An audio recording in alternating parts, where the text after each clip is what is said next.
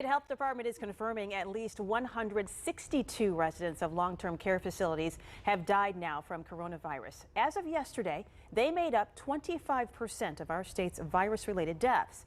We've tried to get the names of those particular facilities, but the state is not releasing them at this time. After repeated questions, Indiana now says state partners will be working together to improve communication between facilities and families. Fox 59's Kelly Rinke is working that story today.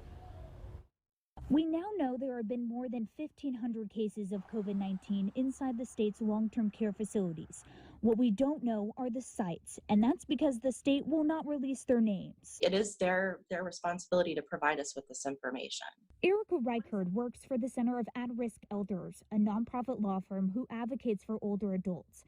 Most of their clients live in nursing homes. She claims receiving information on COVID-19 cases at facilities is sometimes difficult. It's definitely a case-by-case basis in that regard.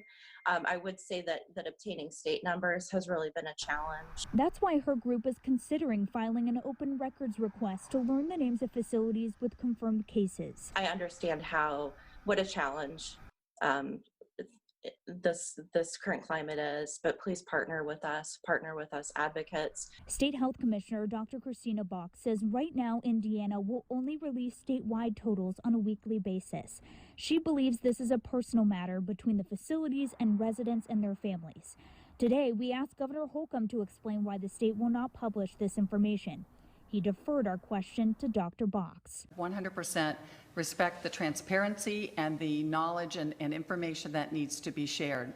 And so we are working very hard to make sure that that occurs for every single resident's family or contact individual. Dr. Box says ISDH is working with state partners to create guidance for facilities regarding information that should be communicated to families. HIPAA applies to individual protected information. It does not apply to corporate information. One company is naming their facilities that have COVID-19 cases. They operate Bethany Point in Anderson, where 30 residents have died of COVID-19. On their website, Trilogy Health Services names all of the Indiana sites with cases, listing the number of employees and residents who have tested positive. Other companies will not give me those numbers. In an email, a spokesperson wrote, "The media's attention on those numbers stokes fear and uncertainty about the care being provided in our centers." He also said it creates anxiety for their residents. Does AARP believe that releasing the names of facilities would violate someone's privacy?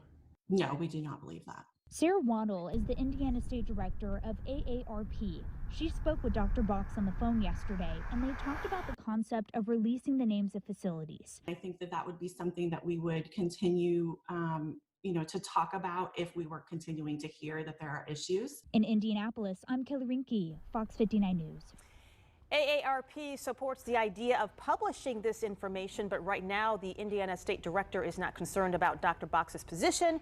But if you are concerned about the well-being of a loved one in your family or someone you know who's living in a long-term care facility, you can reach out to the state agency that advocates for these residents. We have all that information for you listed on our website. Dan?